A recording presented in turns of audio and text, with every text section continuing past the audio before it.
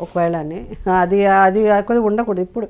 ఇప్పుడున్న పరిస్థితుల్లో అవన్నీ చేయకూడదు. మనం పోనీ పాపం అంతా ఉండకూడదు.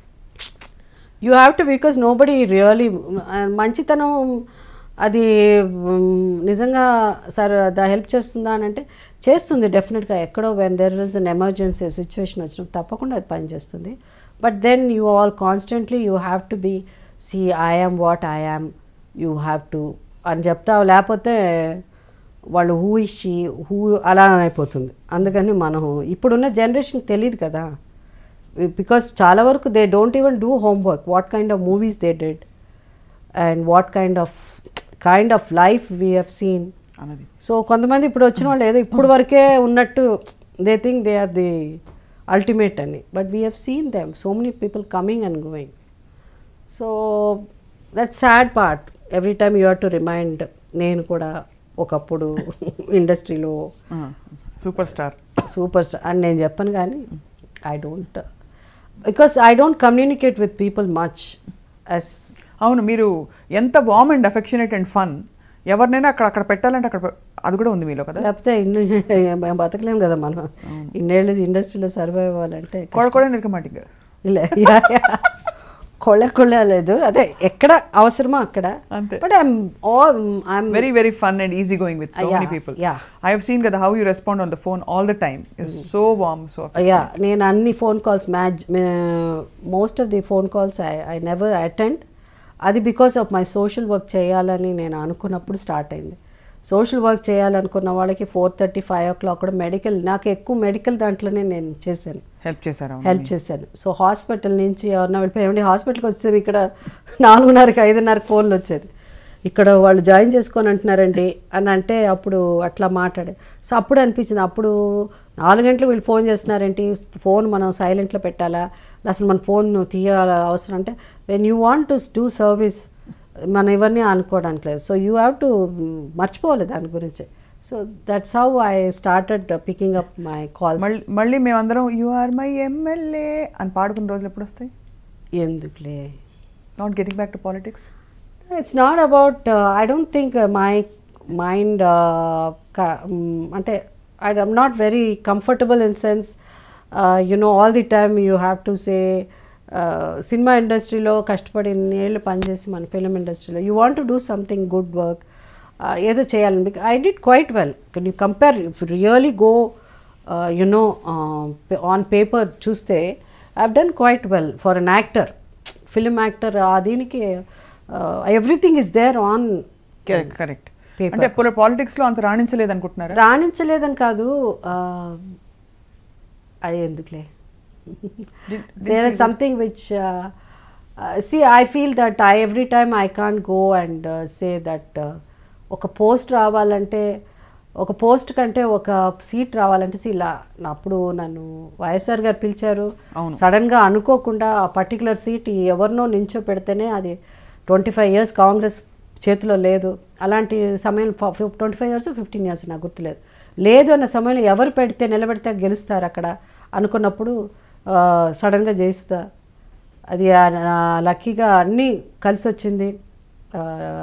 సో నేను గెలవడం జరిగింది. సో అప్పుడు నాకు ఏబిసిడి ఆఫ్ పాలిటిక్స్ నాకు ఏం తెలీదు. బట్ దెన్ తర్వాత పాలిటిక్స్ గురించి ఎక్కువ తెలుసుకునేటప్పుడు ఒక మతం వల్లనో లేకపోతే ఒక కులం వల్లనో గెలుస్తున్నారని సీటు అట్ట చూసే సీట్ ఇవ్వడం జరుగుతుంది, అట్ట ఉంటేనే వాళ్ళు గెలుస్తారు అని అన్నప్పుడు ఐ డోంట్ థింక్. ఇప్పుడు ఏ మతం మీకు పనికి వచ్చిందంటారా, కలిసి వచ్చిందంటారా? అక్కడ మతాన్ని గురించి పక్కన పెట్టేయాలి. వాళ్ళు అట్లా అనుకుంటారు చాలామంది. వీళ్ళు ఓకే వీళ్ళు క్రిస్టియన్ అంటే అక్కడ క్రిస్టియన్ బెల్ట్ ఉంది, వీళ్ళు వీళ్ళు ఏంటండి వీళ్ళు ఓకే దళితుల, ఓకే దళితులు అంటే ఇట్లా, వీళ్ళు ఏంటండి ఓకే ఇక్కడ కమ్మోళ్ళు ఎక్కువ అండి, కమ్మ బెల్ట్ అండి ఇది అంటే కమ్మ వాళ్ళు, ఆ రెడ్డి బెల్ట్ అండి రెడ్డి. సో అంతే తప్ప ఆ టైటిల్స్ ఒక కాస్ట్ అండ్ దీని మీద ఈ దేశం దాన్ని నమ్ముకుని ఈ దేశం సీట్లు ఇస్తున్నారు, దాన్ని చూసి ఓట్లు వేస్తున్నారంటే I don't think I'm very comfortable.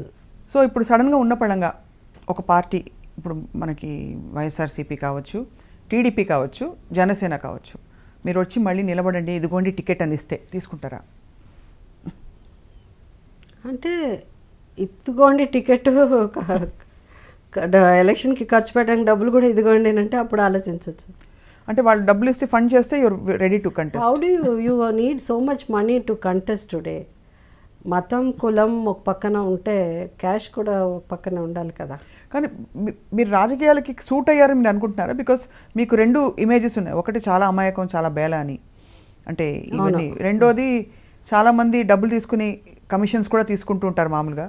But అక్కడ పనులు చేయించడానికి, చెక్లు ఇప్పించడానికి మీరు ఎప్పుడు డబ్బులు తీసుకోవడం కూడా చేత కాలేదు మీకు అని.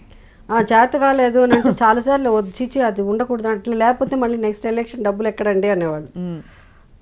అనేవారా? It's open secret. Without taking money you cannot survive.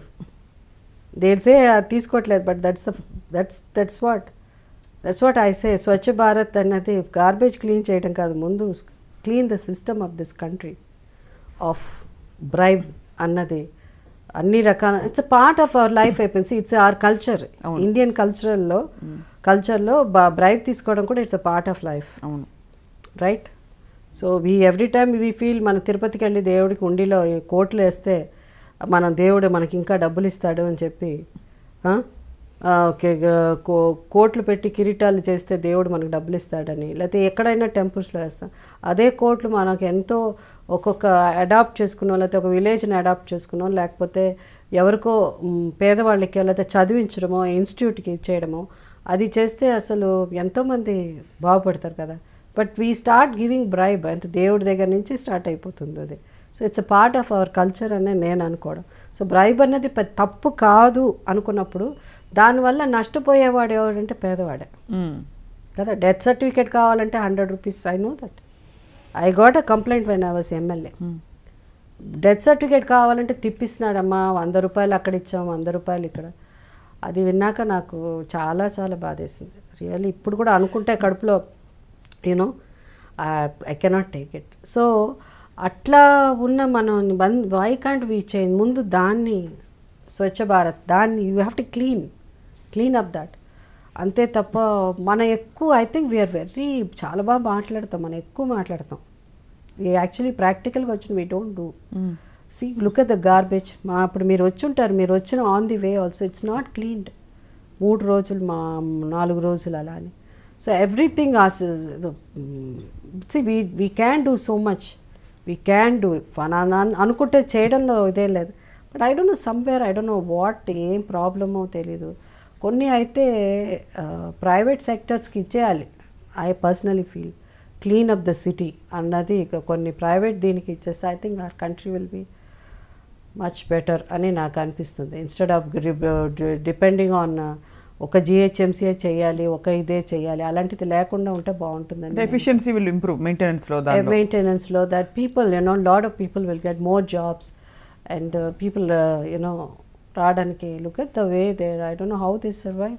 ఆ గార్బేజ్ క్లీన్ చేసేవాళ్ళు కూడా. బట్ ఇట్ వాజ్ మీ చాలా హ్యాపీ కామ్ లైఫ్ నుంచి చాలా పెద్ద షిఫ్ట్ పాలిటిక్స్. అవును.